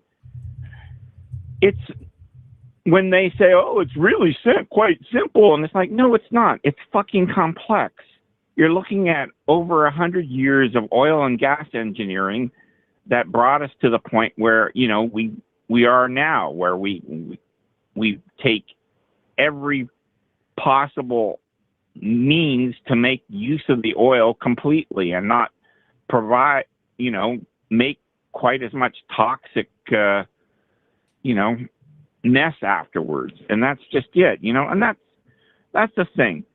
Trump and his, oh, I know better than everybody. I know more than the generals. I know more than the scientists. I know more than the Democrat politicians, who are the only ones that when they're in power, save the economy, restore rights,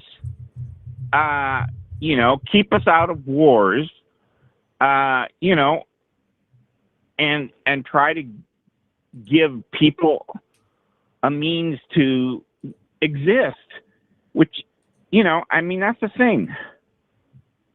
The Republicans are basically in a, you know, it's the Republicans run on a strategy. I thought of this just recently. It's short gain for long-term pain. And that's just it, you know, because everything they do, they say, oh, but you're going to get a tax break. And it's like, yeah, but you're going to hurt in so many other ways. Right. And that's just it. You know, none of their plans work.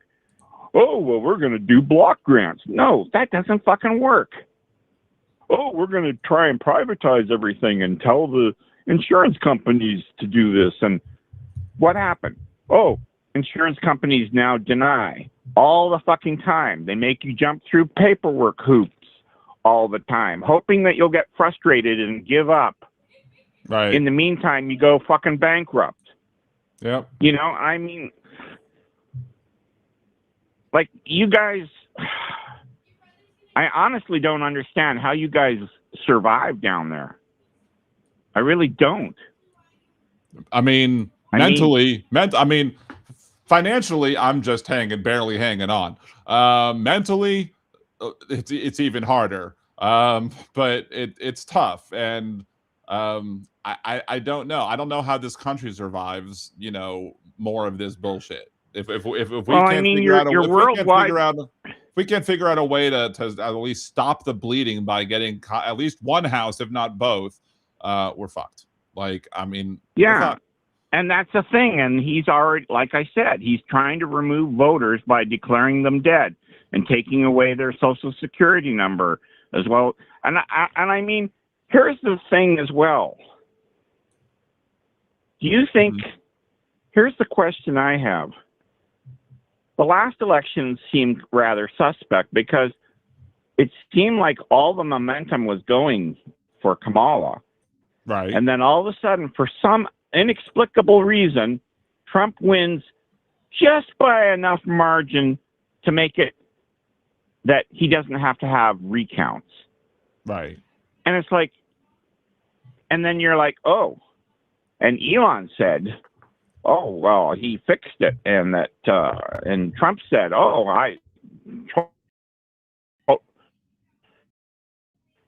Elon has figured out the voting machines. And then his one of his exes or whatever, baby mamas, has said out loud that he said that he was able to obtain data before anybody else via the internet or whatever, you know. And then he started saying, oh, yeah, I have lasers up there on my satellites and I can eliminate anybody and everything. And, you know, and I'm like, oh, God, you know, I just, fuck, it's one rabbit hole after another. I mean, when does the insanity stop? You know? And that's the thing. I said this a lot during when he went in there with Doge, what did he get? What did he get that could possibly, you know, change the fate of the next election? Do you think that didn't factor into it? Because I don't think it was just that, oh, I'm going to get rid of all my competition as well as anybody who wants to tax Elon's stuff to death, you know. I mean, and that's what he ended up doing. He ended up going after them, and then I mean, now Trump basically has turned the Justice Department into, you know, a retribution crime family that goes after people that, you know, refuse to play the game by his rules. Right. So, you know, all I'm saying is everybody and has to go out there and vote. And if you know somebody who hasn't voted, you got to get them and tell them that this is an existential threat, because things are not going to get worse. They're going to get a hell of a lot worse, like really, really fucking bad. Yep. You know, because after you lose Social Security and Medicare and all the other social safety nets, you know, half the country will be homeless. And not to mention the fact that the banks will collapse, the price of gas will be unaffordable, all food will be out of reach in terms of pricing, you know. And I think I've said it before. You gotta start thinking about stocking your pantry now, because that's the thing. There's the possibility that shortages are going to start occurring very, very soon. You know, there's nobody to pick the crops, you know, because of the Stephen Miller campaign, you know, where he's going to try and, you know, deport all these people, you know, and jail them all, you know. And so, well, on the thing of half the country being homeless, though, like if half the country gets homeless, you have states like Louisiana that are now criminalizing homelessness. So then they're going to lock them all up in prisons, and then they're going to have too much prison. So then they're going to have to make more prisons, and they'll hire the private companies to do that. And then, you know, certain people go to certain prisons. But that's the thing. It's all about the greedy billionaire oligarchs who want more and are never satisfied.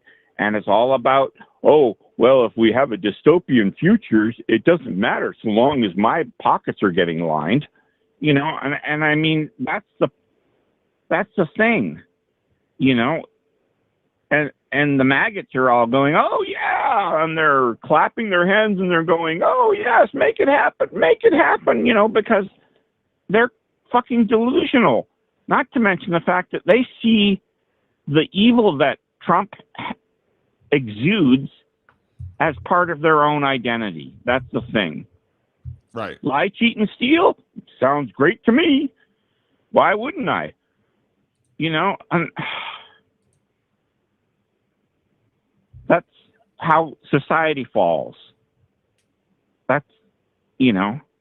But again, like I said before, like I said during the last term a lot, and I'll say it again now. I've said it a few times this term, is that last term I believe that there was going to come a point at some point when Donald Trump is president where the military, and not like the Hegseth, but the people below Hegseth, or maybe even the people that were let go who might have to come back and be like, and say the military needs to do the right thing, and the right thing would be removing people from power who are going too far. And I mean, I think they've already gone too far, but in order for the military act, they'll probably have to go even further just to justify them stepping up and saying, we took an oath of the Constitution, not to you, the president. Yeah. And as such, we need to remove all of these criminals from office.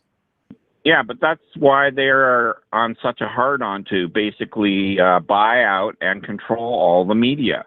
You know, that's just it, you know, because if they control the messaging as well as your access to information, you know, and that's the other thing. That's one of the things that I'm afraid of with AI. People will become too dependent upon AI. Some people are saying the bubble is about to burst, you know, that because the return on investment isn't showing up. And people are against it. People don't want the data centers. You know, I mean, they look at increasing costs of living with food, electricity, gasoline, you know, all the things that they rely on to be productive members of society, as well as to be able to have enough money to live off, are disappearing and getting worse. I mean, if you're a billionaire, you don't even notice it. But for the rest of us that live in the real world and have bills to pay, you know, you're sweating, trying to figure out how you're going to meet this next month's bills, you know? Right. I mean, and with the AI thing, like, you know, I'm kind of seeing it with like the companies that I've been, at least one of the companies that I've been using, the Opus folks, when I'm, you know, not on the clipping side, but on the ones that the side with the agent Opus with the videos, like they were giving people who were existing members like 200 free credits a month, which is enough to make maybe one video using the older tool every day. And that those credits would expire every day, and then they stopped doing it. I guess because they figured that I don't know why they stopped doing it for existing customers, and then they said, "Oh, we're going to give you 4,000 as a one lump sum," and I haven't even gotten that yet. So, you know, while you know I don't have as much of a problem with AI as you do, my problem with it has always been capitalism, and capitalism is a problem regardless of. And now, you know, Hal and I might disagree a little bit on the whole thing, because Hal says, well, with capitalism, like, you know, you can't, you know, you can't have, you know, unlimited cars, but you can have, but so there's a little bit differences, but still the people who are, you know, controlling the access for the masses who don't know how to, you know, set up their own servers in their own home and make their own AI little machines for themselves, they, you know, those people have to go through these companies that are capitalistic companies who are going to use capitalism in nefarious and horrible ways. So that's my point. Okay, but here's the thing. Software was supposed to basically be tools to be used for things like accounting as well as word processing, plus, you know, and I mean, that's the thing. But what they've basically done is they've used AI via the large language models to basically go and take intellectual property theft, where they say, oh, well, now the AI can basically do all the things that would take me, you know, possibly half a year to learn to do on, you know, Illustrator or AutoCAD or any of these things, you know, and that's the thing, right? And I mean, what I don't understand is how the software companies and all the people that developed all this stuff that they stole from, and then, you know, bundled up in a package to say, oh, see how we offer you stuff. And it's like, you're offering me stolen goods.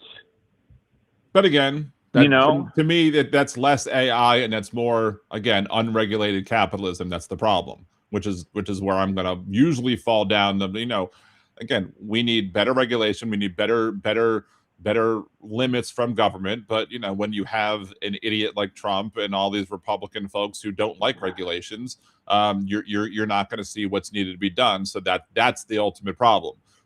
To me, the problem always falls down to capitalism, and not just the fact that, oh, it's AI. It's people who are capitalists who are using AI and are using tools in nefarious ways. Like some website, I think they found, like an AI website over, they found like tons and tons of people's books that they were using to teach the AI engine to learn or whatever. And I think, and this might have been in Europe, so this might have been why the suit was successful. And I think they successfully sued that company for using the books without compensating the authors for using their intellectual property, which, great. I'm glad that they did that, because again, it's because the problem there is not AI. The problem there is the criminal capitalists who are taking advantage of, like, you know, to me, if capitalism steals a book from somebody, you know, that's you know, it's also stealing when they steal property from somebody, or when they steal, you know, the water from people and make people not be able to have water. It's all the same bullshit. It's just wrapped in a different package. So yeah, but here's the thing. Regulation is meant to protect people, to give oversight to these things. And the Republicans are like, we don't want regulations. We don't want oversight, because, you know, how can we steal if somebody's looking and can film us and can point out our hypocrisy about how we claim we're you know, that we are here to help our fellow man when in fact we don't. You know, and I mean, the tech companies are going to self-regulate. They're going to basically be responsible for making sure that they're themselves okay. I'm like, that's not why you have regulations, you dumb pieces of shit. But again, that's what you get with Project 2025. That's what you get with Donald Trump. That's what you get by electing Republicans into office and granting them more and more power. Is you're going to have people who are going to give no shits about the common man, the working man, the lower to middle class folks, and they're only going to basically use government to funnel money into again, as you said, the oligarchs' hands. And that's the thing. Like, I think sometimes I think sometimes the anti-AI folks get a little too hung up on the AI and don't focus more on the why it's being used poorly and why there needs to be regulations and who is failing to regulate and the responsibility. We would probably be able to have much better, safer,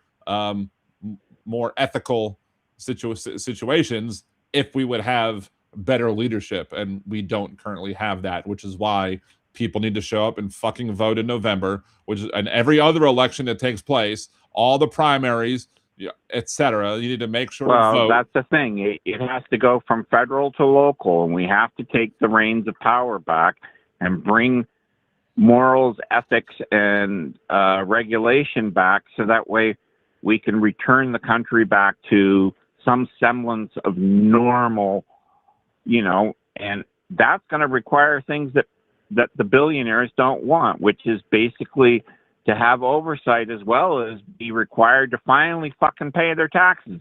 If AI is so fucking great, why aren't they fucking auditing the fucking billionaires? We should use AI to audit the billionaires. That's what we should. someone should create an AI tool that will audit the billionaires and be able to get in there and get all their information and expose everything, like a WikiLeaks 2.0, but it would be like an AI leaks, and where the AI goes in there and reports on all of the shady business deals and all the other shit that they're doing and exposes everybody for the frauds that they are. That would be wonderful, but it would have to be. Well, did you see the thing there where Obama's Instagram got hacked by an AI tool because somebody told the AI tool, I need to get his password, and the AI tool went around and got his password. So somebody hijacked Obama's Instagram account, and they said, well, that's not what AI is intended for. And it's like, yes, it is, because you fucking made it so that way it doesn't have limitations. Well, there was limitations on ChatGPT when I was trying to investigate the story about the former DeRitter mayor and her crimes against kids. But maybe maybe Trump had some regulations in there as well, because they don't want you people to use AI to investigate sex crimes against kids, because therefore you might go after some of the other people who have been involved with and involved with protecting people who have committed sex crime with kids, aka Donald Trump, Epstein's wingman, and all the people on the Epstein list who violated children. So maybe that's why ChatGPT didn't want to give me the information unless it was like very toned down, because they're going to protect child predators. What I saw today? There was a creator. There was a creator who basically, and I couldn't share it because it said, the share feature is not available. Mm-hmm. But it had a guy there, and he went and he asked the ChatGPT, is Charlie Kirk dead? And the ChatGPT said, no, that's just a rumor. It's a falsehood. It's false information. Charlie Kirk is alive. And then he said, can you do a web search to verify? And then it came back and said, according to the web, Charlie Kirk was assassinated and in a horrible fashion and has been dead. And he said, what is the reason that you told me that the information about Charlie Kirk was wrong? And they said, well, we are only up to date to the year of 2024. Interesting. And it's like, and now here's the thing that bothers me as well, is that how can I trust that this is a true video? Could this be an AI fake? Could this be somebody putting something else there? And that's the other problem, because now it becomes, am I going to be a victim of spreading misinformation because of AI, because of the ability to fake shit and to create shit that isn't true and to spread it like the gospel. And then, you know, then you get this situation. And that's the thing. Well, like you have those You know? AI bots that are out there sending out all the information. Oh, Donald Trump was cheered at the Knicks game instead of being booed or whatever, and you know, and that's just minor bullshit. But yeah, they're you know, I've also caught ChatGPT like when I've used it or whatever to do some research. I'd be like, hey, give me some information on this, and they'd be like, but isn't this also true? Oh, good catch. I'm like, yeah, this is why you know we're not going to get Skynet yet. Because you know it's not as intelligent as it thinks it is, but still, again, all to me, I will say it again, all the problems that I had that I at least I think that a lot of people have with ChatGPT and AI in general is simply the problems with corporate greed and with unregulated, unfettered capitalism. So for all the good that it claims to do, okay, there is 10 times more bad. It's resulted in chatbots overwhelming the internet. It's resulted in, you know, radicalization of the right who believe shit that isn't true, right, left, and center. And I mean, that's just it. It's becoming, it's corrupting all sources via which we get our information. And that's just it. You know, that's why I worry about this stuff. Because they say, oh, well, when it's used properly, it can be a great tool that will help humanity and this stuff. And it's also a great tool to spread misinformation, create anarchy, to crash the markets, to, you know, to make billionaires into trillionaires, you know, and all the rest of it, you know, and but again, I would also say the same thing. The conservatives say the same thing about, like, you know, for-profit healthcare systems. The conservatives say the same thing about all this other stuff as well. Because again, to me, you know, again, and maybe I'm a little biased because I've been able to use AI a bit to advance and leverage my show and leverage my abilities to be able to get stuff out there. And I have more views, I have more subscribers, I have more, you know, people interacting with the show. I have even more conservatives, at least on Facebook, who are interacting a lot more with my videos than ever did, simply because of the fact that, you know, I'm getting my word out there. So, you know, you got to take the good with the bad sometimes. But the thing is that, again, I could probably point to many different industries. Oh, this is supposed to be oil, great. Fossil fuels are great, or what conservatives tell us. But, you know, and these other industries are better. If AI was used as an assistance on already available software where you could buy it as an added-on feature that then allowed you to use the software faster, more efficiently, I would be fine. But the thing is that they are going out there and saying and doing it worldwide. And okay, I'm going to make something that's going to sound kind of weird, but let me put it to you this way. You would never hear anything weird on Liberal Dan Radio. Anyway, go ahead. Yeah, okay, but how do people get hooked on drugs? Because the first hit is free. Mm-hmm. And that's my concern with AI. They're getting you addicted to having it to the point where you can't live without it. And then you will pay through the nose to keep using it. And that's just it. You know? And that's I mean, look, you're right. I've seen that with the Opus Clip thing, where they've baited you in with one deal and then they change the deals and they change the deals and whatever, blah, blah, blah, blah, blah, and lather, rinse, repeat. And, you know, if I want to continue using this thing, I either have to accept the new terms of the new plan that got moved because, you know, from what it was, or I have to drop it and not be able to generate the things that I've, you know, want to generate. So again, I fully that doesn't sound crazy at all. That is a reasonable criticism of what's going on with AI, but it's also, but again, it's a reasonable criticism of all this other crap too. So, okay, well, you know, like I said, I haven't used AI, and for the general thing is that I can't see where I need it in my life. You know, like GPS is helpful, but I can't see how AI would help in being helpful to me in driving a car or doing this or doing that or whatever. I mean, you know, you could Google how to fix a car, right? What was wrong with the old model? It wasn't broke. It didn't need fixing. The information was available. You could go to specialty forums and find out information, you know, somebody who knows tricks and tips and whatnot to get your car fixed and whatnot and how to do it properly. What, you know, alternative, you know, OBD2 units that you could buy for cheap as opposed to having to go and buy a $3,500 OBD unit to be able to do stuff. But I mean, that's just it. They're making everything far more complicated than it needs to be. And they're making it so that way you are trapped within a system where you have to pay for absolutely fucking everything. And that's the problem. It wasn't, the old technology wasn't broke. It worked quite well. Cars lasted longer. Everything lasted longer.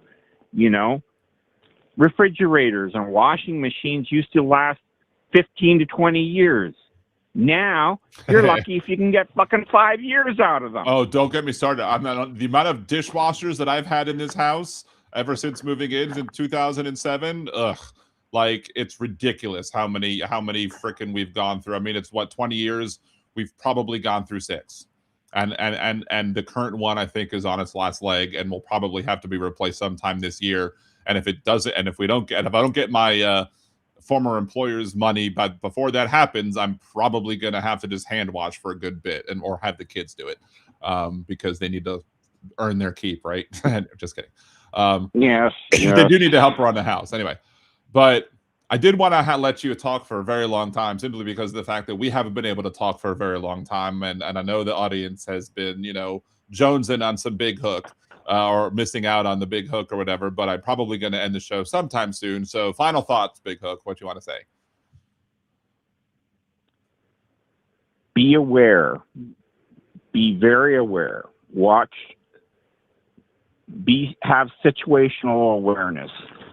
The thing is that unless you're out there with your cell phone, filming it, making note of it, posting it, and everything else, they succeed. And everything will fall under a cloak of darkness, you know, and that's just it. You know, we have to make it clear. I mean, the greatest advocacy that we have right now is independent media at the moment. We've got free speech TV. We've got, you know, YouTube creators up the wazoo who are putting stuff out there and stuff, you know. But we've also got the greatest enemies on the planet. We've got billionaires like Ellison buying up fucking everything and then trying to put this, oh, we're going to put a conservative slant on it because the world would be better if we charge everybody twice as much for what they already had in the beginning, you know, and that's just it. No. I don't know. We have to say no, and we have, you know, we have the dollars, we have the power of the almighty dollar, but for how much longer we have it, I don't know, and that's the worry. We have to demand better and expect better, and we have to tell the Democrats that we want this shit fixed.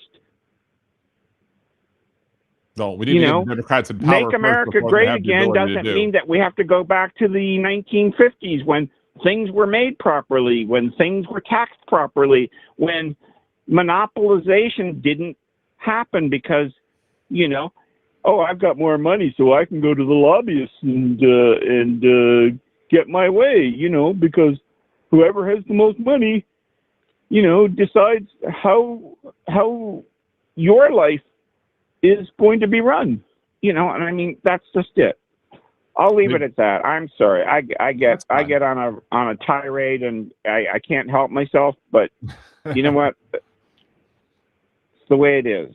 I mean, I can hang up with It's you how I anytime, see but it. I like talking to you too. So that's why we don't. That's why we like having Big Hook on the show. So thank you so much. We will be back tomorrow. I'm sure we'll be able to open up the phone lines again tomorrow, simply because, now I know I can do it. So now I figured it out. I mean, I figured I would be able to figure out. I just needed to make sure to do it correctly in a way that didn't expose personal information to anybody. But again, thank you so So are much. you going to send your computer to a repair shop, or what are you going to do?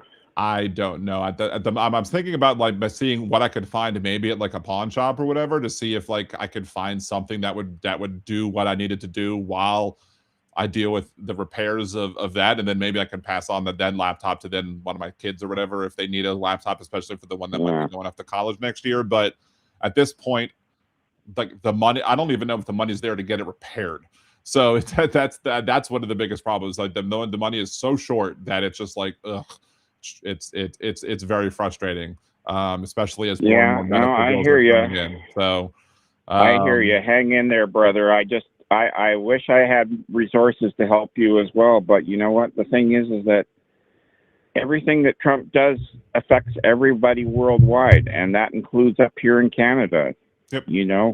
We're paying higher prices for gas and everything else, as well as we're seeing our grocery prices increase as well. I realize everybody is counting every nickel and dime and trying to save where they can. So, All right, man. It was good talking to you. You have a great night, and we will see you again tomorrow. Have a great one, my man. Okay, thank you. You too, right. Dan. Bye. All right, that was Big Hook. Big Hook. We're gonna flip off back to Do Not Disturb. Come back over here to this. Anyway, so we're good for the day. I think we did a proof of concept showing that the phones can work and that we can get it working. I mean, again, I figured, being a techie guy, I figured I could do that. It's just I was trying to get in my laptop and try and actually see if I could remove a RAM stick or whatever, a RAM, and see maybe this RAM is bad. But I did find a tiny little screwdriver, like this tiny little thing right here. Maybe Trump might think that looks big, but that's Trump, at least according to what Stormy Daniels said. Oh my. Anyway, so yes, and I get to finally do all this stuff. I even made sure to have, just in case Big Hook ever calls Jolie Turtle Toes, I even made sure to re-download this. I like turtles. So anyway, we're going to end today's episode of Liberal Dan Radio, Talk from the Left. That's right. We will be back here tomorrow, 8 p.m. Central. Same bad time, same bad channel, same bad computer, same bare bones, toned down show where I don't get to show, do reaction videos to videos or whatever. Anyway, again, as old Trumpy says, It is what it is. thank you, Donald. Actually, that's a little faster than how Donnie says it, but it happens. So anyway, appreciate y'all. If you haven't smashed that like button yet, please make sure to smash that like button before you head out the door. Please make sure to head to the channel over on YouTube. Make sure to, like, share, and encourage other people to subscribe to the show. Help the algorithm, because Al Gore needs more rhythm. Thank y'all very much. Have a good one. Peace. Oh, wait. Wrong button.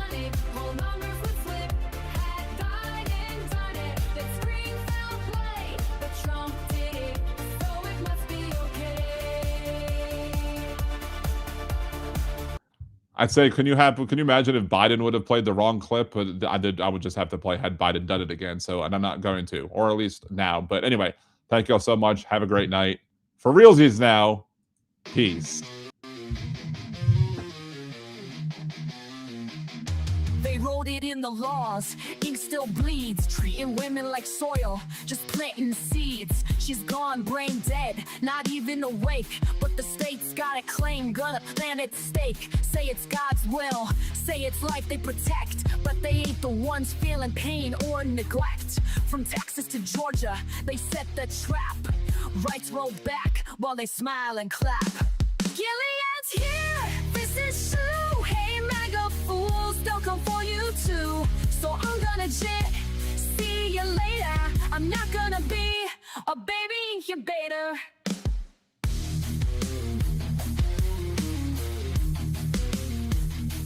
This ain't pro-life, it's control and shame. They don't care if she's gone, just playing a game. Keep her hooked to machines, cold and still, just a vessel to them, not a human with will. No consent, no voice, no chance to resist. Just laws in place, written with a clenched fist. Hospitals scared, judges playing God. Bodies ain't temples, just state-owned pods. Gilead's here, this is true. Hey, MAGA fools, they'll come for you too. So I'm gonna jet, see you later. I'm not gonna be a baby incubator. Bands in the dark, they don't care who it kills. Stacking courts while they strip out all of your wills. But we'll fight back, march loud, burn bright. Cause this ain't the end, it's the start of the fight. Gilead's here, ain't no grace. And those leopards are coming to eat your face. So I'm gonna jet, see you later. I'm not gonna be a baby incubator. Not gonna be a baby incubator. Not gonna be a baby incubator.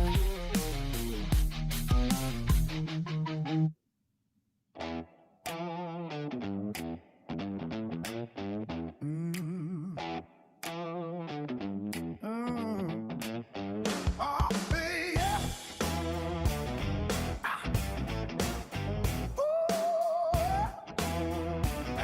yeah. He said nobody who healthcare could be so complicated. The Obamacare debate was 6 months litigated. Years of med school debt got capitalized. Insurance claim forms so high they nearly capsized. But he wouldn't know the frustration of trying to get prior authorization. Everybody knew, the whole world knew. The doctors, the lawyers, the CBO crew. Oh, 30,000 pages already reviewed. It wasn't a big secret. We knew. Oh, yeah. He said people don't realize Obama deported, but the porter-in-chief is what La Raza retorted. Obama went after the violent folks and felons, drug the dishwashers and people picking melons. But Obama's argument shows that he's not very bright. If Obama made some wrongs, two wrongs don't make a right. Everybody knew, the whole world knew. Univision, AP, the fact check crew. Oh, acting all surprised that the sky is blue. It wasn't no secret. We knew. He asked who knew a virus could be so contagious. Virologist blinked at someone so outrageous. He was surprised at how many countries existed. No wonder when the virus spread, he the one who missed it. Spread them out, slit red in every deadly hue. World Health Memo said we already knew. Everybody knew. Oh, the whole world knew. Oh, the lab coats, the leaders, and we were with the flu. Oh, the nations of the world, more than 192. It wasn't a big secret. We knew. You unveil oxygen like contraband air. Right 6 there. You sat down, claiming to discover chairs. War called money was his big surprise. Iraq has oil. Can you believe your eyes? He said, we are divided. A surprise to no one thinking. And he was most surprised a Republican was Lincoln. Everybody knew, the whole world knew. The Christians, the Muslims, atheists, and the Jews. being shot, they have animals at the zoo. It wasn't a big secret. We knew. Everybody knew. Everybody knew. Everybody knew. Everybody knew. Gather round, everyone, and I'll tell you a tale about an orange-faced buffoon who should be in a jail. When people say he's done something that goes beyond the pale, he will shake his head and give this answer without fail. A hoax, he says it's all a hoax. When at a press conference or with misspelled keystrokes, he says he tells no lies and that he never jokes. Confronting with the truth, he'll say it's all a hoax. A modern Don Quixote, he hates the windmills, claiming to protect the birds and whales he says they kill. But don't believe that story, it's really just a shill. He just did not want to see them wild golfing on Scottish hills. A hoax, he said it's all a hoax. When at a press conference or with misspelled keystrokes, changing a storm path with black marker strokes. Confronted with the truth, to say it's all a hoax. Casting mail-in ballots is something that he's done. Now he wants to ban them for each and every one. He claims it's for integrity in each election, but he won't believe the results unless it's him that's won. A hoax, he says it's all a hoax. When at a press conference or with misspelled keystrokes, they'll fool you with distractions like real sugar